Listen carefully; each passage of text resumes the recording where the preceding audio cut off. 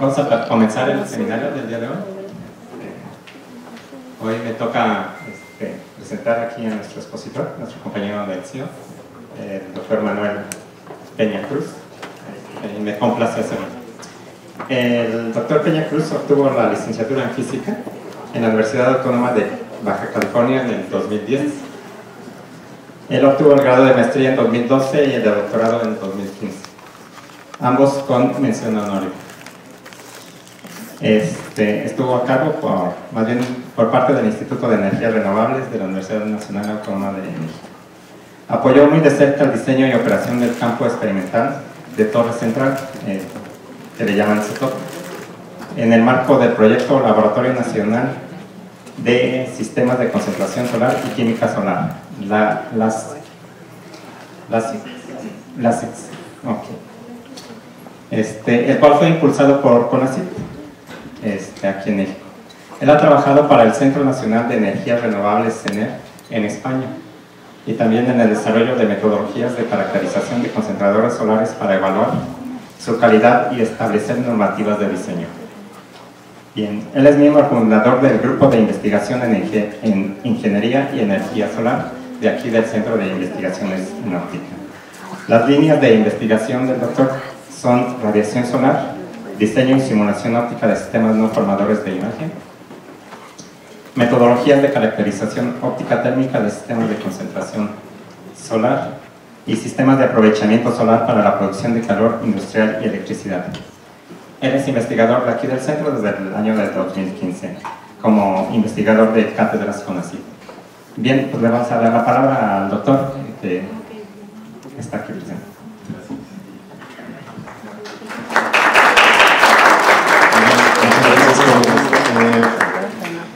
Quiero agradecerles antes que nada que hayan venido. Sé que es temporada mundial, entonces ya es un logro tenerlos aquí. Quiero empezar la plática también agradeciendo a mis otros colegas, gente que está en la presentación, en el título. Este es un trabajo, no es de una sola persona, yo vengo a hablar en nombre de todos ellos. En particular es mi estudiante de doctorado, que es Leopoldo, y una empresa de Aguascalientes con la que sacamos este proyecto adelante. ¿Por qué están ellos aquí encima de mí? Porque considero que ellos aportaron muchísimo de la responsabilidad de llevar adelante un proyecto como este. Les platico que este proyecto fue muy accidentado desde el inicio, me tengo que sincerar con ustedes para que entiendan el desarrollo, porque es un proyecto que fue beneficiado con una convocatoria de infraestructura. Esa convocatoria de infraestructura tiene una particularidad y es, hay que comprar equipo, ¿no? Así es este asunto. Y nosotros queríamos comprar un equipo muy particular.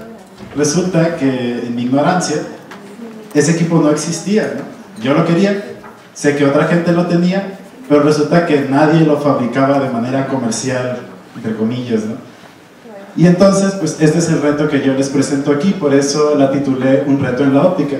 Y el equipo, pues prácticamente es un sol. Entonces, sin más preámbulos, veamos el contenido de la presentación. Hablaremos un poquito de lo que son los sistemas de concentración solar. Para quien no está familiarizado con ellos, yo creo que la mayoría lo está, pero pues vale la pena mencionarlo brevemente, ¿no? Veremos justamente qué es un simulador solar.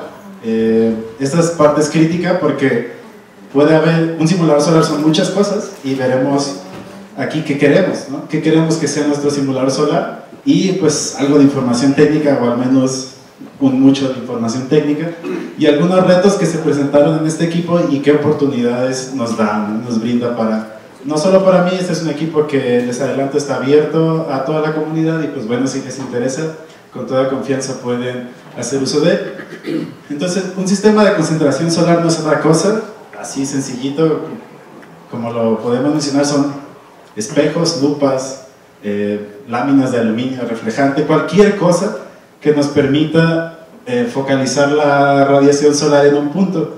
Puede ser el punto, puede ser una línea también, puede ser una superficie tridimensional, lo que ustedes quieran. Cualquier cosa que a la par de la luz solar la permita concentrar. Entonces, esta es la definición tal cual de Internet. Ustedes la pueden buscar, es una definición que ya está bastante bien aceptada, ¿no? Aquí creo que Wikipedia sí lo hizo bien en este momento, ¿no? Entonces, ¿cuál es la idea de un sistema de concentración solar? Concentrar, como lo dice su nombre, la luz solar, o la radiación particularmente en un punto, y esa radiación se convierte en calor, y ese calor mueve un motor. Generalmente es una turbina que es movida mediante un principio de, ya sea un ciclo Rankine, un ciclo de vapor, etc., ¿no? Hay diferentes ciclos termodinámicos. Básicamente es caliento agua, la evaporo, y ese vapor me permite generar un momento mecánico, y ese momento mecánico con una turbina me genera electricidad. Es así de sencillo, y esa es la gran bondad de estos sistemas. Entonces, un par de ejemplos. Esta es una planta que está en Marruecos. Esta planta tiene 580 megawatts eléctricos pico, y le da electricidad más o menos a 1 millón de casas, ¿no? Más o menos. Y el principio de funcionamiento es un canal parabólico que concentra la luz solar sobre un tubo. Este es el tubo, y por ahí pasa un fluido calotransportador, un fluido de trabajo. Este caso es un aceite térmico, ¿no? Pues para que vean un poco la escala, pues este es un técnico que anda caminando por el campo, y estos parábolas siguen al sol durante todo el día. Es un seguimiento en un solo eje, solo se mueve la parábola, y es uno de los sistemas más desarrollados, ¿no? Comercialmente en el mundo. Este es otro ejemplo. Esta es la planta solar de Ivanpah en California. Son 377 megawatts, es un poco más pequeña que la anterior, pero es una tecnología completamente distinta. Se le llama de receptor central, de torre central o campo de helióstatos. Estos prácticamente son unos robotcitos que siguen al sol, pero ahora en 2 ejes, y lo que usan es, lo que buscan es concentrar la luz sobre un punto que es encima de la torre. Esto que ven aquí ustedes de negro, ese es un receptor.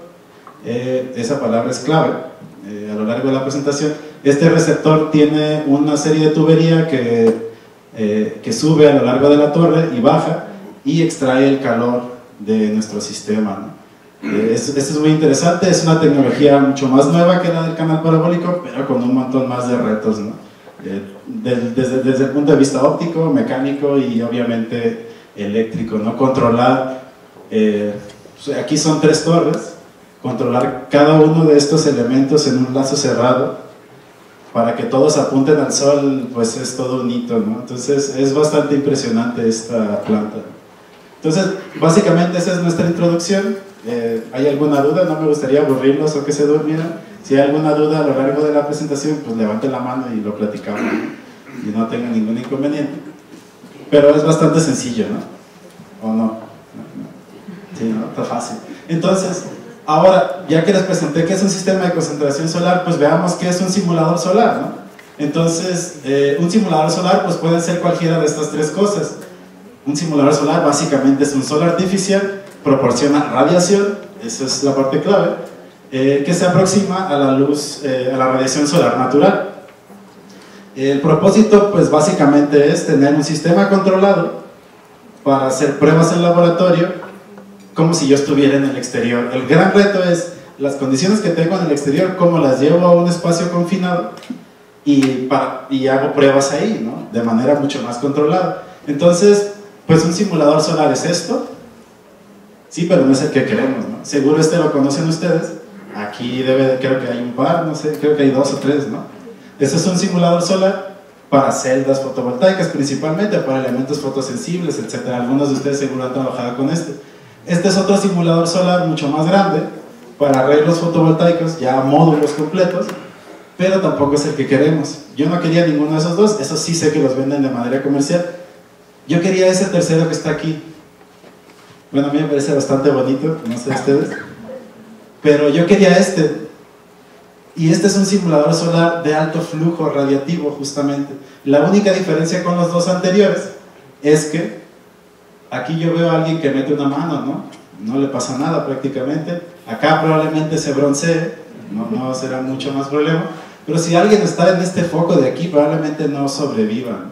Entonces, esa era la parte que yo quería. Seguramente les da un poco más de nervio porque yo quería algo así, y les explicaré, ¿no? Entonces, este es el simulador solar que yo quería, y eso fue lo que yo logré.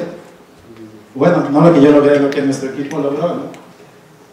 Entonces, este es el simulador solar que se construyó, ¿sí? A lo mejor no se ve tan impresionante porque la cámara no puede ver lo que está haciendo, pero si hacemos un zoom, eso mismo que tenía la celda en el medio, la mano, perdón, y con la celda en el simulador, si él pone la mano aquí, pues, probablemente pierda esa extremidad, ¿no?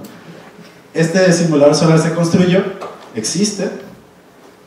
Cabe resaltar que esto es solo una lámpara y tenemos 7, ¿no? Entonces no ponemos más lámparas porque la cámara no vería nada, pero les voy a explicar eso más adelante. Entonces, ya que les platiqué qué quería y qué logramos, les voy a platicar pues cómo lo hicimos, ¿no? Y resulta que como no podíamos comprarlo, la solución que a alguien se le ocurrió fue, pues ustedes construyanlo, ¿no? Y ustedes diseñenlo.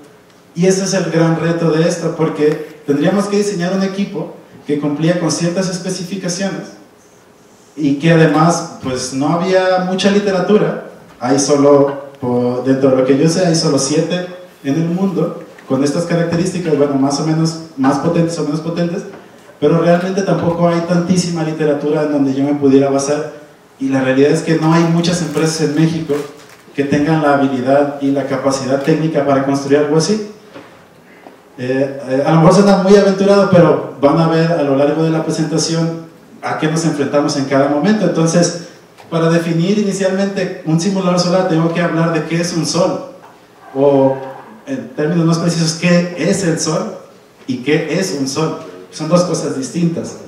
Entonces, el sol no es otra cosa que un conjunto de longitudes de onda de radiación, ¿no? Yo tengo un espectro, que es la parte negra. Este espectro es ya en la Tierra, y lo que yo quiero es tener esa misma longitud de onda en cada momento. Yo quiero tener ese espectro de radiación. ¿Cómo lo consigo? Con una lámpara, ¿no? La lámpara es muy característica, es una lámpara de arco de xenón, es una lámpara de descarga, genera un plasma, y se parece muchísimo al espectro al que presenta el Sol, ¿sí? Es lo más cercano que tenemos en la Tierra, o que conoce el hombre, para generar el espectro de radiación solar. Entonces, creo que esta parte también, seguro ustedes ya la conocen, no hay mucha duda sobre qué es el Sol, ¿no? ¿Sí, no? Nadie tiene duda de qué es el Sol, ¿no? No es la serie de Luis Miguel, ¿no? Pero sí es interesante determinar qué es un sol, porque a lo largo de toda la presentación hablaremos en términos de soles, y entonces esta es la parte crítica. Un sol es 1 metro cuadrado tirado sobre una superficie horizontal. Toda esa radiación que le llega en un día despejado al mediodía solar, o sea, es más o menos el equivalente a 1000 watts sobre metro cuadrado. Entonces llegan 1000 watts en un área de 1 metro cuadrado. Eso es un sol, y eso es lo que yo quiero evaluar. ¿Se acuerdan del simulador que vimos donde metía la mano? ¿Sí? Ese es un sol. Ese simulador, si es un simulador caro, te da un sol. Si es un simulador más o menos, te da medio sol. Y a lo mejor algunos los pueden regular, no lo sé, según yo no se puede regular tan fácilmente, pero te venden diferentes cantidades de soles, ¿sí? Entonces, yo quería muchos soles. ¿Cuántos? Al final se los diré, ¿no? Entonces, para empezar tengo que diseñarlo. ¿Y qué tengo que hacer? Pues diseñar una superficie que sea un reflector, pero que además concentre mi fuente luminosa. Entonces mi fuente luminosa es mi fuente de radiación, que es mi lámpara de arco de xenón. Ya la definí, ¿no? Pero, ¿alguien sabe cómo se comporta una lámpara de descarga? Geométricamente hablando, ¿alguien tiene alguna idea? ¿Una línea? Yo no sabía, pero resulta que es como una cebolla. Curioso. Siempre el ánodo jala más corriente que el cátodo, y entonces se forma como una especie de cebolla. Pero una cebolla no la puedes modelar matemáticamente. Bueno, a lo mejor alguien sí, pero yo no pude. Y entonces había que definir una geometría pues mucho más conocida por nosotros. Entonces, o es un cilindro o es una esfera. Entonces nos fuimos por la segunda. Y entonces ya definí mi esfera. Tengo una fuente esférica que radia en todos los hemisferios, y luego le puse un concentrador. Ese concentrador, pues lo que va a hacer cumplir la ley de la reflexión y enviar los rayos cuando peguen en el reflector, cuando salgan de la lámpara y peguen el reflector a un punto, ¿no? En este caso a mi plano focal. Y aquí es donde se empezaba a complicar la cosa, porque yo veía un simulador de los convencionales y pues el área de trabajo es, pues, ¿qué? 20 centímetros, Luis, no sé, 15, menos, 10 centímetros. Yo quería 2 metros. ¿Por qué quería 2 metros? Pues porque yo no puedo poner un receptor termosolar con todo su cableado, con todo su circuito hidráulico en 10 centímetros, ¿no? No me es útil, ¿no? Entonces yo decía, no, pues necesito un área grande, ¿no? 2 metros. Y entonces aquí nos empezamos a dar cuenta que pedíamos tal vez demasiado, ¿no? Pero dije, bueno, pues esto es un cálculo, esto es simulación, no he comprado nada, entonces pues hagamos simulaciones. Y entonces hizo una simulación para un reflector elipsoidal cuya distancia focal sea 2 metros, y utilizamos un método de trazo de rayos que se llama Monte Carlo, es uno de los métodos más usados. Existen solo dos, bueno, dos muy bien estables, que es convolución y Monte Carlo, y nosotros nos optamos por Monte Carlo porque pues es fuerza bruta, ¿no? Entonces eso a mí me llama, ¿no? Entonces fue un concentrador elipsoidal con todas las características geométricas para que tuviera un plano focal de 2 metros, pero más aún yo tenía un problema, y es que yo quería que el plano de trabajo fuera grande. Yo quería 10 centímetros como mínimo para trabajar. Entonces todo esto se tenía que ajustar de alguna forma, de manera pues matemática, ¿no? Una vez que definimos cada reflector, teníamos que definir ahora el arreglo, porque pues yo necesito acomodarlos de alguna manera para que todas mis lámparas me sumen soles y así tener un montón de energía, ¿no? Entonces definir el arreglo fue toda otra cuestión. Entonces esto a lo mejor no lo ven de manera así muy natural, pero esta es otra esfera. Es un corte esférico en el cual se acomodan cada una de los módulos. Le empezaré a llamar módulos de radiación a esto, ¿no? Entonces ya tengo mi módulo con las características que yo quiero, ya lo tengo acomodado como debo de tener, pero yo todavía quería un poco más, ¿no? Y esa es la presión. Bueno, ahí sí mi estudiante fue el que sufrió, porque yo quería más. Y entonces, ok, ya tenemos la simulación. Me regreso un poquito nada más para poner un dato. De este análisis se pudo determinar que un módulo con esas características geométricas iba a tener... ahí está. Iba a tener, y ahorita les digo, cada uno de estos módulos podía generar hasta 250 soles. Ya no tengo uno, ya tengo 250. Entonces, pues ya tengo un número grande, ¿no? No me parecía suficiente. Entonces, pues puse 7, ¿no? ¿Por qué 7? Pues porque fue para lo que me alcanzó. Pero al momento de acomodarlos, yo dije, ok, ahora tengo 7 módulos, 7 por 250, pues ya pues empieza a sumar, ya estoy en términos de miles, ¿no? Ok, pero ¿cómo voy a controlar esa energía? Tradicionalmente, la gente la controla prendiendo y apagando lámparas. Muy burdo, pero así se hace, ¿no? Eso es lo que hacen la mayoría de los 7 otros simuladores que les platiqué. Yo no quería eso. ¿Por qué? Porque prender y apagar lámparas tiene una resolución limitada, específicamente 250, ¿no? Entonces, si yo quiero poner algo que soporte 250 soles y quiero que soporte 300, si prendo otra lámpara, pues ya tengo 500, pues ya lo quemé, ¿no? Entonces, ¿cómo modularlo? ¿Cómo modular la radiación? Y entonces aquí se nos ocurrió algo. De entrada, ya no hicimos los cálculos nosotros, ya no lo programamos nosotros, tenemos un cierto límite de la realidad, y acudimos a un software especializado. Entonces diseñamos un atenuador, y este atenuador no es otra cosa que una cortina, como las persianas de su casa, ¿no? Si yo la abro, pues dejo pasar luz; si la cierro, pues no dejo pasar nada, pero si la controlo, pues dejo pasar un poco más o menos radiación. Entonces, para eso recurrimos a un software mucho más, que es un poco más robusto. Realmente no es hacer trampa, ¿no? Había un apuro en tiempo, ¿no? Pero bueno, el software nos ayudó muchísimo, porque ahora con 7 lámparas y un atenuador completamente abierto, tenemos 950 soles.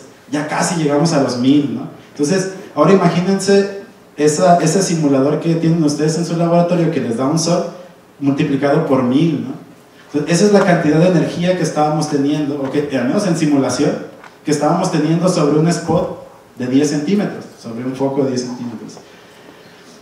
Entonces, yo una vez que lo diseñamos dijimos, pues sí funciona, ¿no? Parecería que este es el diseño correcto, pues vamos a construirlo, ¿no? Pues, ahora sí, bueno, ustedes son ópticos, ¿no? Algunos seguramente estudió mecánica, yo definitivamente no soy mecánico, pero pues hay que asociarse, ¿no? Esa es otra de las grandes moralejas de esta presentación, si la quieren ver así. Hay que asociarse a lo mejor con la gente que sabe, y entonces aquí es donde entró Solara, esa empresa que les platiqué de Aguascalientes, que son muy buenos en términos mecánicos. Y entonces pues pasamos todo el diseño óptico que ya habíamos hecho a un diseño mecánico.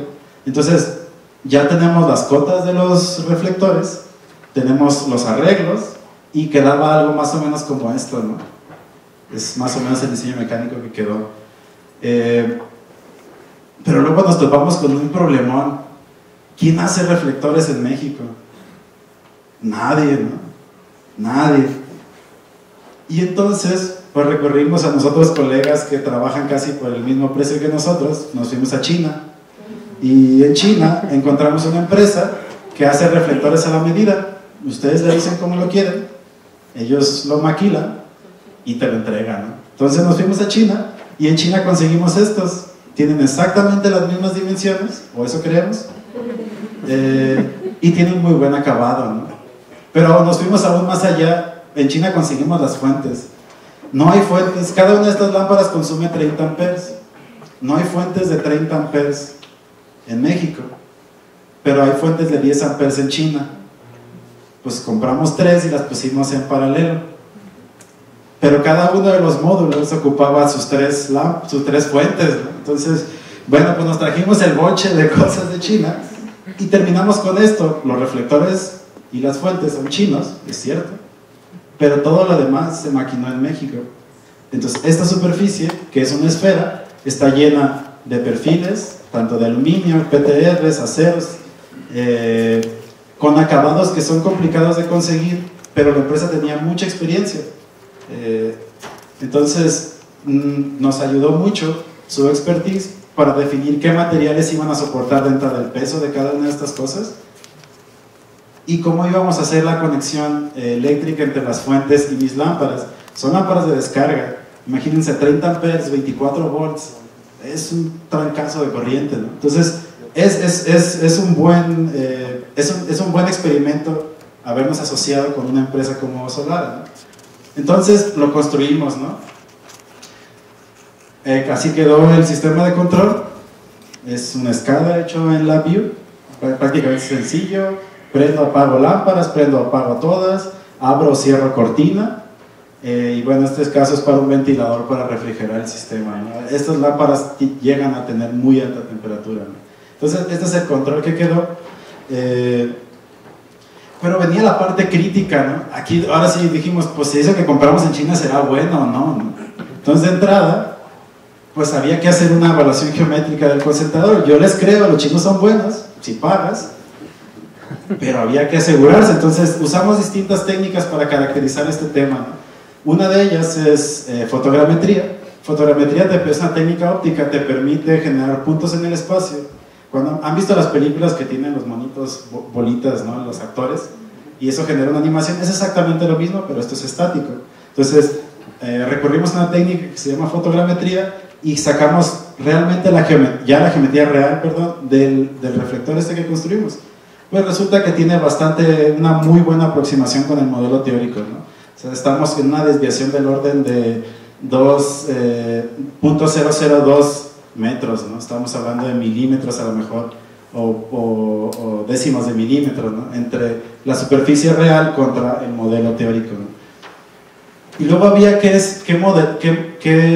conocer realmente cuánta energía estábamos concentrando.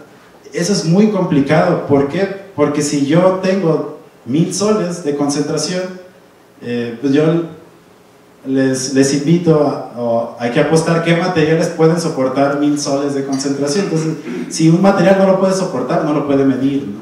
Entonces recurrimos a algo que se llama, es un sensor Gardel, es un sensor muy especializado porque está refrigerado. Es un sensor que es básicamente un transductor a más flujo, más voltaje, y hay una compensación por el fluido que pasa por él. Entonces recurrimos a un sensor Gardel. Este es un cuerpo negro, prácticamente muy cercano a un cuerpo negro, absorbe toda la radiación, genera un voltaje, y de esa manera podíamos nosotros decir cuánta energía estaba generando nuestro sistema, si esos 1000 soles eran correctos o no.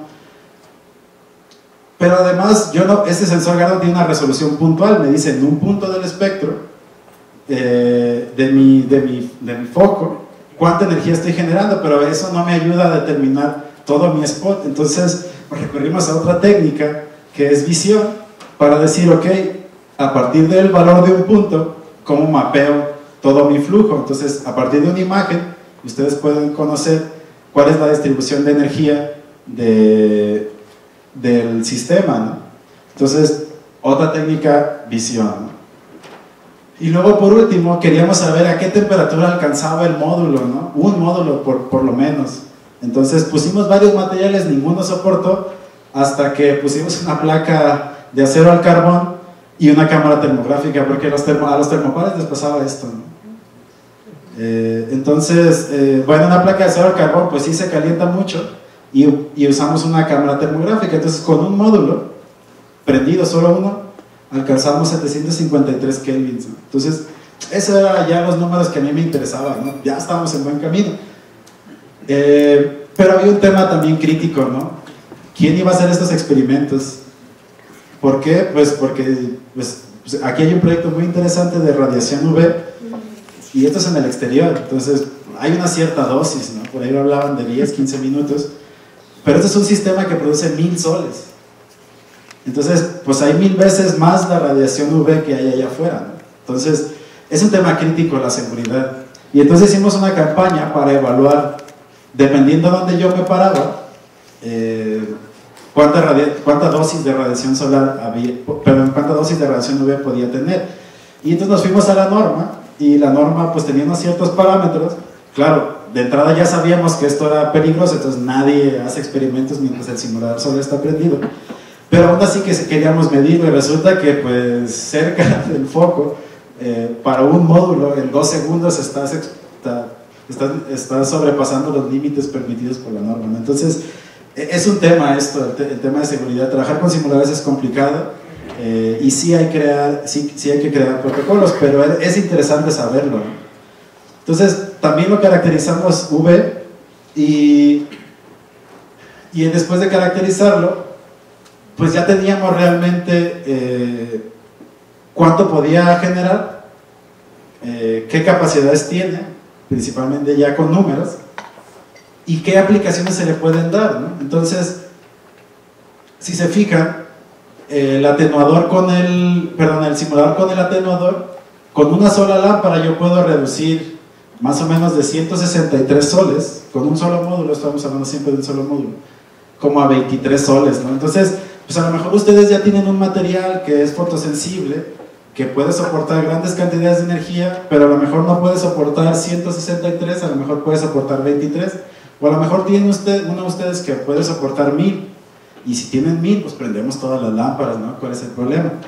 Les confieso, no lo hemos hecho por una razón técnica, y es que el transformador de la unidad no soporta los 5000 watts de potencia que requiere esto. Ya hay un transformador nuevo, pero entonces ahorita lo hemos caracterizado lámpara por lámpara, y de esa manera hemos podido obtener o certificar la potencia total. Pero va a ser yo los invito a que si tienen oportunidad de ir a Aguascalientes, cuando encendamos las 7 lámparas, va a ser toda una experiencia, ¿no? Entonces, pero bueno, hablando en términos de resolución, bueno, además no hay un sensor que soporte 1000 soles. Hay uno, se busca comprarlo, pero bueno, pues saben que siempre tiene sus problemas, sobre todo monetarios, ¿no? Entonces, bueno, pero volvamos al punto. Tenemos un módulo que tiene la capacidad de generar desde 195 más o menos hasta 23 soles. Entonces ya estamos hablando ya de números razonables. ya pueden ustedes poner un material que soporte estas cantidades y evaluarlo, ¿no? Pero nos fuimos todavía un poquito más allá. ¿Por qué? Porque yo tengo un colega que tiene muestras, por ejemplo, de un receptor, pero no tiene una muestra de 10 centímetros, tiene una muestra a lo mejor de 30 por 30, ¿no? Entonces dijimos, ¿cómo hacemos para que toda la energía le incida sobre su muestra y no estemos limitados a 10 centímetros de spot, ¿no? Entonces lo que hicimos fue crear una mesa que también se moviera en función del atenuador y de las lámparas. Y la mesa lo que hace pues es desenfocar, sencillo. Me voy para atrás y puedo crecer el spot de 10 o 12 centímetros hasta casi 16, 18 centímetros, ¿no? Bueno, en realidad más, ¿no? Aquí está la tabla. Lo que hacemos es irnos para atrás. Al desenfocarlo, buscamos que se mantenga igual de uniforme la distribución de radiación, pero tenemos ahora diámetros mucho más altos, hasta 23 centímetros, entonces ya estamos hablando de muestras bastante grandes, ¿no?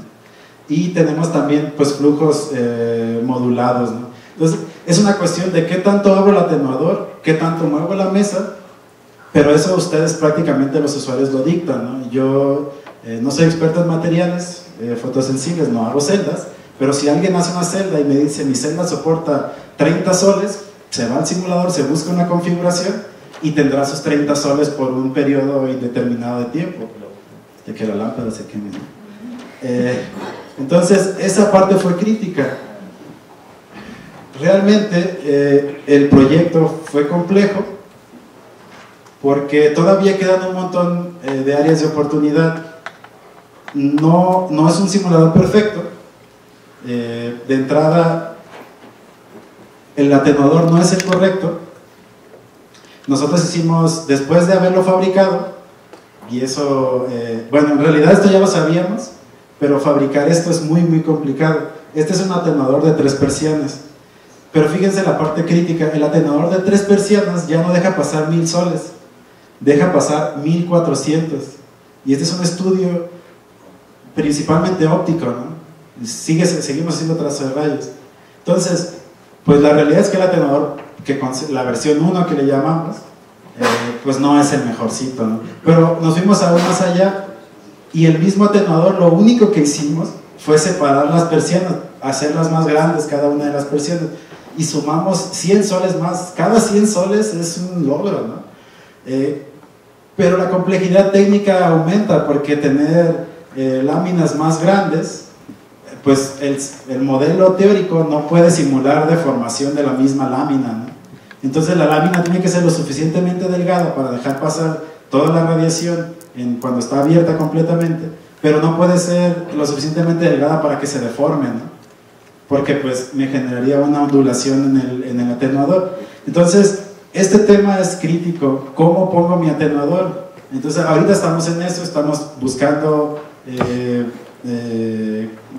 conseguir, o bueno, construir prácticamente esta segunda versión, pero ya hemos visto el tema mecánico y es complicado porque además el mover estas cortinas al mismo tiempo, como están a diferente ángulo, es un tema, bueno, es un tema complicado, ¿no? Entonces, pero hay un área de oportunidad ahí. Alguien que le interese el diseño mecánico seguramente puede ser un área de interés para él, ¿no? Pero sí, pasamos de 1000 soles que tenemos ahorita a 1500. 500 soles es un montón de energía que estamos desperdiciando, ¿no? Entonces, bueno, ese es un área. Y está el otro tema también de que la reflectividad del reflector tampoco es tan buena, ¿no? Hemos hecho pruebas de reflectividad y estamos del orden como del 80%, 82%. Resulta que el proceso de fabricación en China le llaman aluminio hilado, y entonces va un hilo de aluminio alrededor de un macho, por llamarlo de alguna forma. No quiero sonar machista, pero es como una superficie así, y entonces el patrón se va uniendo, se va formando en función del molde, ¿no? Y después lo pulen, pero es aluminio sólido, ¿no? Normalmente estos sistemas tienen recubrimientos ópticos, ¿no? Les ponen capas de níquel con capas de aluminio, depositado como películas delgadas, pero no hemos tenido buenos resultados todavía. y el tema del mantenimiento es crítico, ¿no? Tener una película delgada a esta temperatura, y, bueno, más bien a esta radiación, suele generarse fracturas fácilmente, ¿no? Entonces, el tema de cómo disipas el calor también es crítico. Y bueno, hay un montón, una serie de oportunidades en este tema. Creemos que es una versión relativamente buena, pero aquí les presento algunos resultados ya para culminar, no quiero dormirlos. Hay 7 lámparas, se consiguen 1700 soles teóricos sin atenuador, y al momento de poner el atenuador empezamos a perder radiación por el mismo atenuador, ¿no? Aquí está el atenuador 2, la versión 2 proporciona mejor rendimiento, no la hemos construido. Se puede modular un flujo de un módulo de 163 a 23 soles, dependiendo del ángulo en que tú cierres el atenuador, el actual. O sea que tenemos una resolución como de 35 soles por cada 10 grados, ¿no? Nuestro sistema mecánico tampoco es tan fiable, no es un motor con un encoder ultra preciso, entonces ahí también se puede mejorar y hacer mediciones a lo mejor cada grado, ¿no? No sé, pienso en grande, ¿no? Como el Chicharito. Se pueden hacer diámetros posibles desde 120 milímetros prácticamente hasta 235 milímetros, lo cual ya es un área de trabajo considerable. Tenemos una temperatura pico de cerca de 500 grados centígrados con un solo módulo. La temperatura no crece linealmente, entonces no esperamos tener 500 por 7, pero sí esperamos tener temperaturas bastante superiores a los 1500 grados centígrados. Entonces eso es bastante bueno. Y bueno, la campaña de radiación UV, pues prácticamente te dice no estés al lado del simulador cuando esté prendido, ¿no? Las áreas de oportunidad ya se las mencionaba, hay que mejorar el diseño del atenuador, ¿sí? Se debe de maximizar la resolución de flujo también, ya les había platicado esas dos cosas. No hemos tenido capacidad de fabricar un sistema indirecto, entre tiempo, dinero y otras cosas, que pueda medir fiablemente la temperatura. Las cámaras termográficas son muy buenas, es una aproximación, pero el problema aquí es que, bueno, ustedes pues, que son físicos, tú tienes una superficie absorbedora, que queremos que sea un cuerpo negro, que es nuestro receptor, la placa que vieron ahí. Sin embargo, la cámara termográfica lo que mide es radiación infrarroja emitida, y lo que buscamos es no emitir radiación alguna, ¿no? Entonces, conforme crezcamos nuestra capacidad de absorber radiación, la cámara termográfica va a ser cada vez más inestable y menos sensible, ¿no? Entonces, para ello se puede construir algo que se llama un calorímetro, que es en base a un balance de transferencia de calor con un fluido que recircula, tú puedes calcular cuánta energía le estás incidiendo en la muestra. Este es todo un tema, seguramente será para alguien que quiera hacer una maestría o un doctorado, porque sí es todo un reto, ¿no? Y bueno, el control electrónico, el control total electrónico, atenuador, lámparas, atenuador y mesa es demasiado robusto, y bueno, ahí se requiere también tal vez hacer un poco más amigable la interfaz, o tener algún setup donde tú le pongas quiero 30 soles, ¿no? Y automáticamente todo se acomode para que te dé 30 soles, ¿no? Realmente ese es mi goal, ¿no? De este proyecto. Espero lograrlo si Dios me da vida. Pero bueno, aún y así, con todos estos problemas que se han presentado, el proyecto se sometió a una revista, fue muy bien recibido, o tuvimos suerte al menos por los revisores, y bueno, pues se publicó, ¿no? Recientemente. Esta es una de las revistas más importantes de energía solar, y bueno, pues tuvimos un poco de suerte ahí, ¿no? Entonces, pues es un tema, los modelos que hicimos, el tema de controlar la radiación es muy innovador, se ha hecho poco. Lo que hace la gente normalmente es, pues prende lámparas y apaga, o dice, pues si quiero más resolución pues pongo más lámparas, ¿no? Y las hago de menos potencia y tengo a lo mejor 16 lámparas, ¿no? Creemos que al estar limitados tanto en recursos como en tiempo, la mejor solución es mecánica y no electrónica. Entonces, bueno, esa es una aproximación que tuvimos nosotros, fue bien recibida, y pues bueno, está eso ahí, ¿no? Y yo con esto concluyo. Quisiera agradecerles su atención, espero que les haya resultado interesante. Si tienen algún detalle técnico o alguna consulta técnica que a lo mejor no lo mencioné, pues con toda confianza pueden hacerlo, ¿no? Esta es una caricatura que siempre pongo, ¿no? Entonces, Pues muchas gracias y pues espero les haya sido de utilidad, ¿no?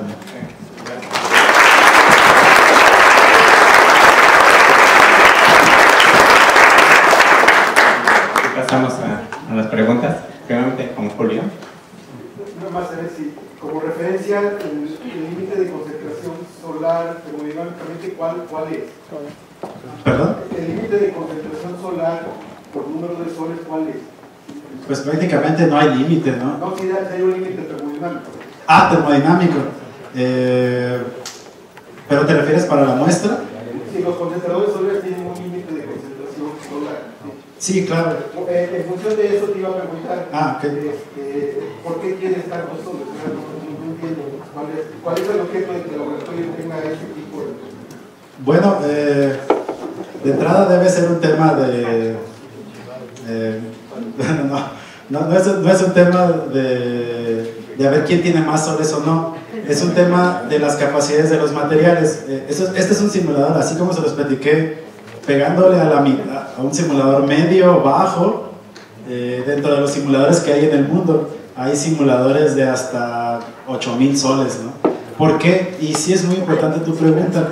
Y es que hay un montón de procesos termoquímicos que suceden a muy altas temperaturas. No es solo un número de concentración, es un número de temperatura, ¿no? Y esa es la parte crítica. Por ejemplo, ahorita lo que está en boga es algo que le llaman es producción de hidrógeno por disociación térmica. El hidrógeno, las moléculas de agua se separan, como ustedes saben, por electrólisis, por membranas, pero también se separan por mucho calor. Y entonces un sistema, no un simulador, porque al final de cuentas esto consume electricidad, pero un sistema de concentración solar seguro que podría ser una tecnología para generar disociación de hidrógeno. Y eso ya lo están haciendo en México, ¿no? En un horno solar.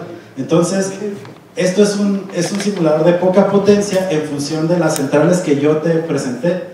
Estás hablando de 1500 soles, 2000 soles de concentración en una central termosolar. Claro, en un prototipo pequeño no lo vas a alcanzar, pero una lente de Fresnel concentra 1000 soles. Entonces, no es gran cosa.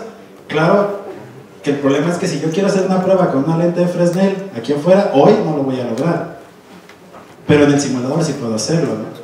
Entonces, yo te diría que estamos cortos, nos falta todavía más concentración.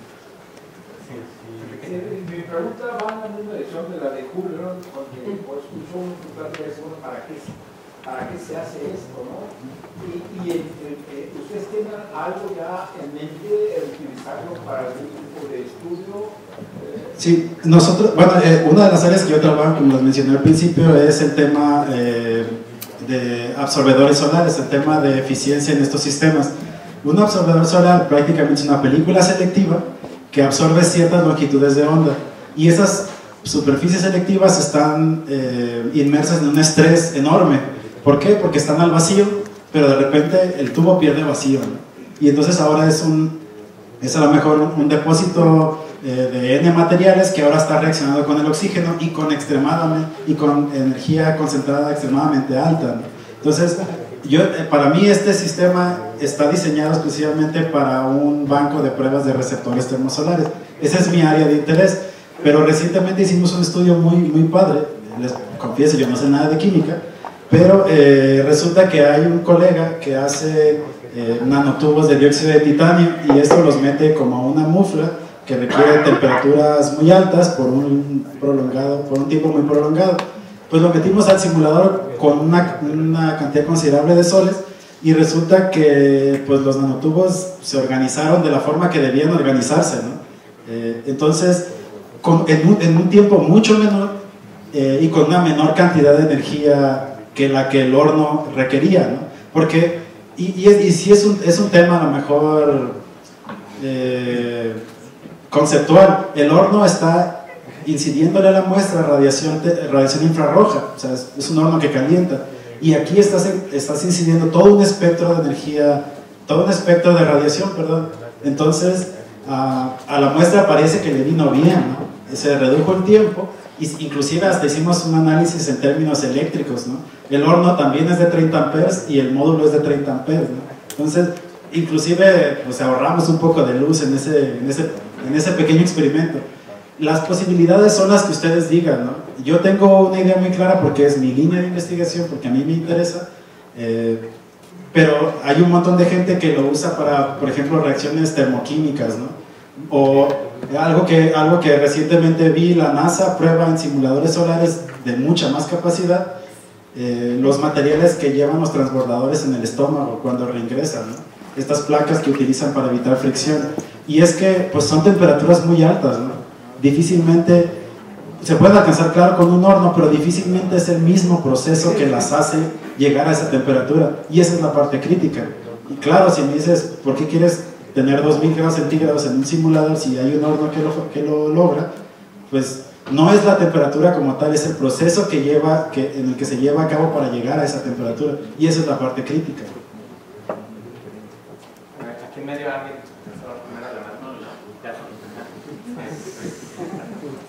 ¿Tienen una idea de cuál es la temperatura que alcanzan los reflectores? El reflector, en principio debería, el reflector cero, bueno, la ambiente. Claro que el reflector, perdón, de nosotros,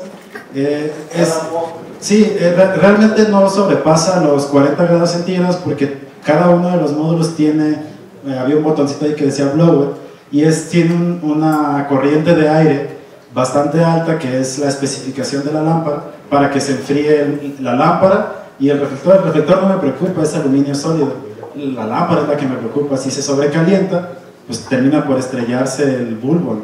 Entonces la lámpara sí tiene que estar controlada térmicamente, ¿no? Y tiene, cada uno de los módulos tiene su blower atrás, ¿no? ¿Por qué no, en lugar de poner una pantalla en la pusieron, la ponen en el reflector? Es un diseño mecánicamente más complicado, pero de realizar. ¿Cuál pantalla? El reflector, en lugar de ser de aluminio, puede ser una óptica adaptiva que te puede permitir entonces controlar ángulos, reflectancia, etc. Y ahorras la pupila que estás poniendo en la pantalla. Sí, sí. Pero yo te invito a que te sumes. Pero una de las cosas críticas va a ser la temperatura que tengas en esa superficie, ¿no? Sí, eso es que aquí hay un tema, y es que, claro, la lámpara es descarga, es plasma, pero lo que busca el reflector, también tenemos más temperatura porque la reflectancia es baja considerando las que se pueden alcanzar actualmente. Pero si yo tuviera un 95% de reflectancia, por ejemplo, que es lograr, o sea, es fácilmente alcanzable, eso significa que ese 5% extra o se absorbe o se transmite. Entonces, pues es mucho menos que el 20% que está siendo absorbido o transmitido actualmente. Entonces, a lo mejor transmisión puedes incluso descartarlo. Entonces, el 20% de toda esa energía la está absorbiendo el mismo reflector. Y entonces, por eso que el blower tiene que tener ese flujo másico, ¿no? Sin embargo, si yo aumentara mi reflectancia y solo el 5% me llega, pues significa solo el 5% de energía que lo está absorbiendo, entonces menos temperatura. Entonces, es un juego, ¿no? Francamente, no hemos encontrado cómo hacer este reflector. Los otros lo han hecho, pero no sé cómo, cuya reflectancia sea superior al 92%. Se intentó hacer aquí en el CIO, pero es una máquina muy complicada la que se necesita. Pero bueno, pues seguimos en ello, ¿no? Pero a la par, tener 80 y tantos % de reflectividad no es malo, porque ya nos preocupamos por el mantenimiento de esta película delgada. Entonces, pues ahí vamos, unos por otros. Al momento de mover la pantalla para hacer crecer el tamaño del spot, ¿eso cómo afectaría si se prenden las 7 lámparas? Porque al estar en forma de esfera ya no caerían en el mismo punto, ¿sí? Claro, esa es una pregunta crítica, muy muy crítica, y es un tema. Ahorita con el atenuador versión 1 no se puede recorrer la mesa con las 7 lámparas prendidas. Bueno, te digo, ni siquiera hemos prendido las 7, pero hemos hecho pruebas prendiendo esta. No es un atenuador ideal, por eso está la versión 2 que estamos próximos a construirla, bueno, eso espero. Pero ahí la parte que mencionas es muy importante, porque hay un límite, ahí sí hay un límite físico para que mi distribución de flujo no sea, deje de ser gaussiano, que es lo que a mí me interesa. No lo hemos encontrado porque no hemos hecho los experimentos con el atenuador correcto y el arreglo de las lámparas, ¿no? Es curioso también porque este arreglo como en H que elegimos, lo elegimos porque hicimos, yo les presenté dos gráficas aquí, pero hicimos meses de estudios de trazo de rayos y resulta que es la mejor configuración. Pero si tú vas a la literatura, todos los demás simuladores solares son aros concéntricos. A ellos les sirve. Nosotros, en base al trazo de rayos que hicimos, no nos funcionaba. Parece que nuestra distribución era mejor. Entonces es curioso, ¿no?, este tema, porque parece que alguien lo construyó así en los 90s o en los 2000 y todos los demás lo replicaron, ¿no? Entonces a lo mejor no se hizo un estudio tan exhaustivo del acomodo de los módulos, o a lo mejor nos está mintiendo el software, no lo sé, ¿no? Pero las pruebas que hicimos de caracterización, pues todo cuadra bastante bien. Lo que yo mido es lo que me dice el software que tengo, ¿no? Entonces, pues bueno.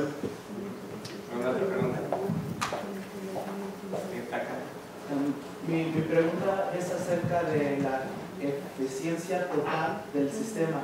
¿Han hecho algunos cálculos y cómo lo sacan? Sí. Ok, esa también es una pregunta muy buena. Inclusive, eso se tiene que poner en el artículo. Está, si lo quieren consultar.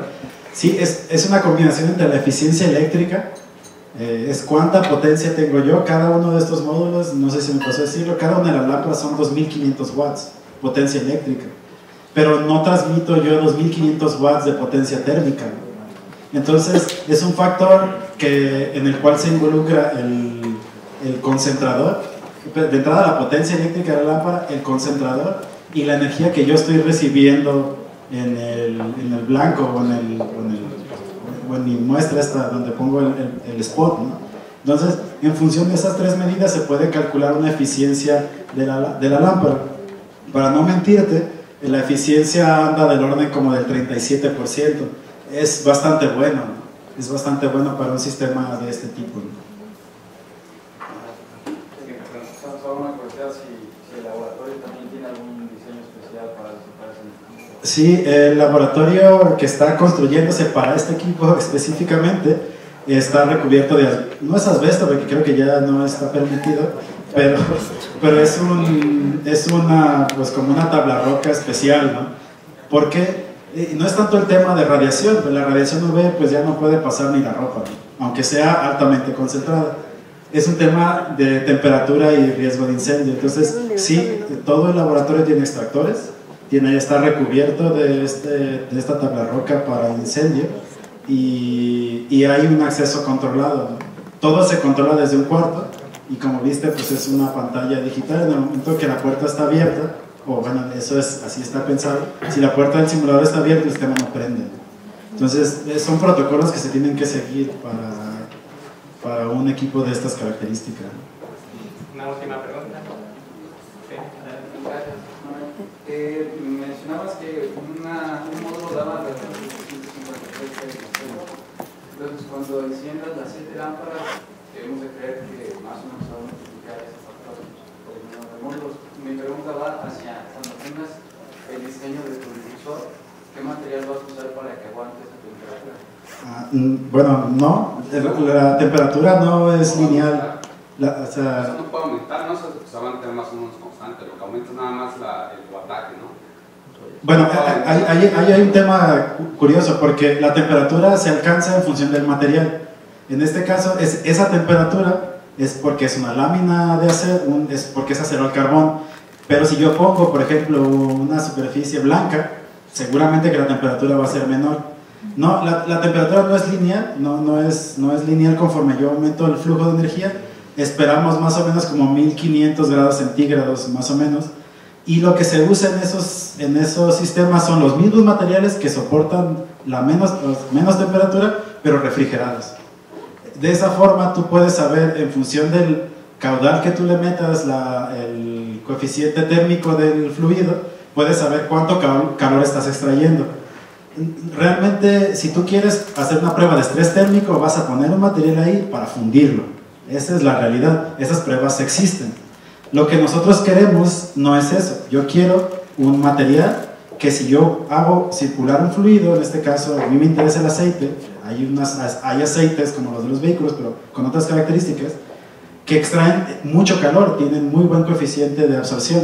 Entonces yo puedo poner ahí el material que normalmente tienen los receptores, que es cobre, ¿no? Son tubos de cobre, pero no es un cobre convencional, es un cobre recubierto, y ese recubierto se puede dañar si no extraigo el calor. Entonces el calor lo extraigo a través de mi sistema calor-transportador.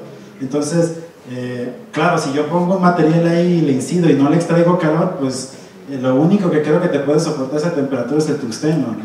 Que es lo que usan, que creo que tiene un punto de fusión como de 3000 grados centígrados, ¿no? Pero pues es una prueba, pues nomás para ver si lo quemo, para ver si lo fundo, ¿no? Pero a menos que quieras hacer una prueba de estrés térmico, pues siempre tiene que tener un circuito de extracción de calor, ¿no? Vamos a llegar